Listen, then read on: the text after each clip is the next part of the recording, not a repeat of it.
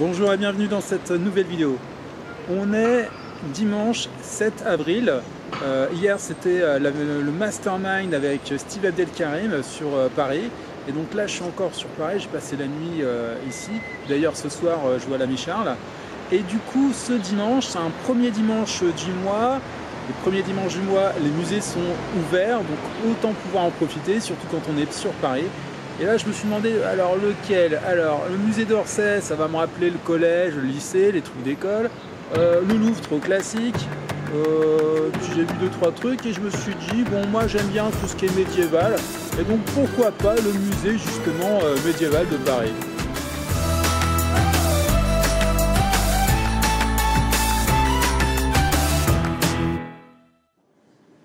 Le musée de Cluny. Ce lieu fut érigé au XIIIe siècle pour y accueillir les abbés de l'ordre de Cluny en Bourgogne. Certains parlent de Jean III de Bourbon pour la fondation de l'hôtel, mais pour l'actuel on retient surtout Jacques d'Amboise, alors abbé de Cluny, qui a grandi ce lieu en y faisant sa résidence. Avec 23 000 œuvres et objets, le musée détient l'une des collections les plus complètes du monde sur l'art et l'artisanat de l'époque médiévale. Mais seulement 2300 éléments y sont exposés. On peut y trouver entre autres de l'orfèvrerie, des statues, des peintures, des enluminures, des vitraux, des costumes et surtout la salle des tapisseries de la Dame à la licorne. À mon passage, le musée y était déjà en travaux. Je n'ai pas pu explorer toutes les salles, le jardin d'inspiration médiévale et admirer plus en détail l'architecture extérieure en style gothique flamboyant. Cependant, j'ai pu retourner au 1er siècle, dans l'Antiquité, en visitant le Frigidarium, l'ancienne salle froide des thermes gallo-romaines. C'est l'un des derniers vestiges de cette époque dans les murs de la capitale. Avec des voûtes qui s'élevaient à plus de 14 mètres de hauteur, ces thermes constituaient les plus grands bains publics dans la capitale avec sa superficie d'environ 6000 m².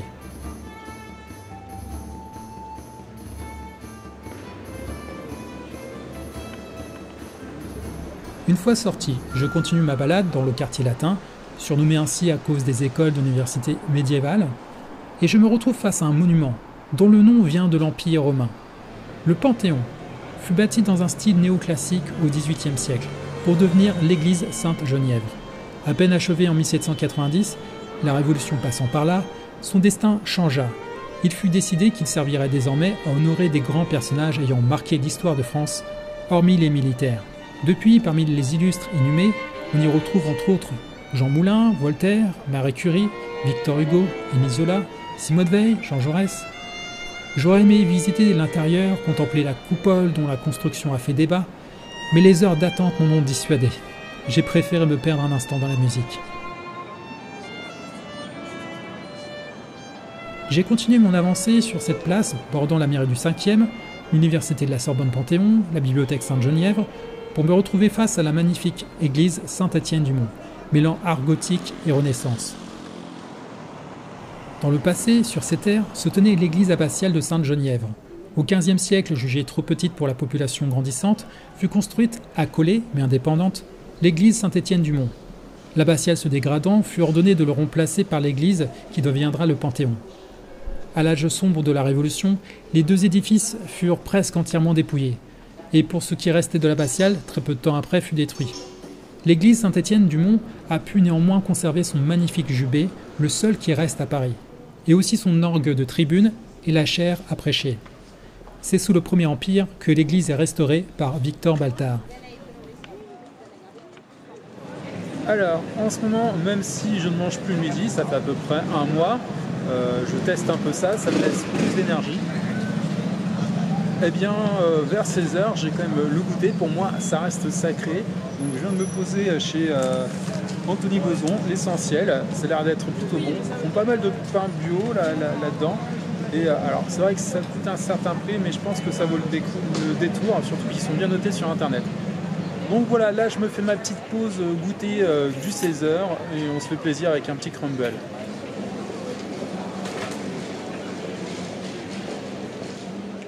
Je me rends ensuite à un autre vestige de l'ancienne cité gallo-romaine, les arènes de Lutèce.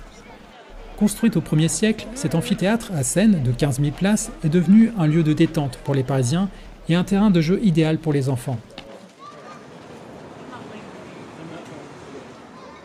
Un peu plus loin, je croise une autre aire de jeu réservée aux plus petits. J'en arrive au pied de l'université de Jussieu, lieu plus studieux, mais aussi lieu connu des geeks pour un certain magasin. Continuant mon chemin, autre décor, j'arrive enfin au jardin des plantes. En ces lieux, Nicolas Houel y donnait des cours d'herboristerie dans les années 1540. Mais c'est au XVIIe siècle qu'a vraiment été créé le jardin royal des plantes médicinales. L'Assemblée constituante y a laissé sa marque, mais c'est surtout au XIXe siècle que sont apparues d'autres parties, comme la galerie de zoologie, la galerie de minéralogie et de géologie, et d'autres bâtiments encore. Étrangement, c'est un lieu qui m'a toujours fasciné, et petit, j'ai aimé y aller avec mon père. Rien que ce bâtiment, les grandes serres, transportait mon imagination. Là, au milieu de toutes les allées où l'on peut flâner, admirer la beauté des fleurs, repose une ancre géante. Et c'est dans la galerie de zoologie que j'ai découvert nombre d'animaux et mon premier dinosaure. Oui, pour moi, ce lieu est un peu magique et hors du temps.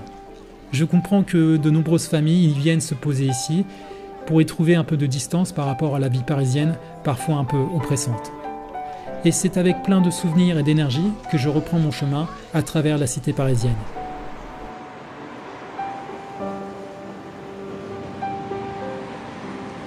Il est 18h, je suis toujours dans le 5e et là je commence à être un petit peu fatigué. Je pense que comme j'ai de la route à faire,